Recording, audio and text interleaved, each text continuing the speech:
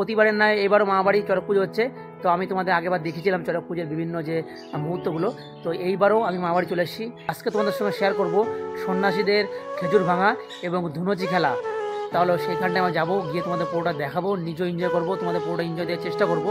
তো এবং চ্যানেলে নতুন হলে চ্যানেলটাকে অবশ্যই সাবস্ক্রাইব করবে এবং আমার ছোট্ট ভাইয়ের পাশে থাকবে। এবং তোমরা একটা দুটো তিনটে পার্ট করে চ্যানেলে ভিডিও তোমরা পেয়ে যাবে। তো দেখতে থাকো অ্যান্ড সঙ্গে থাকো।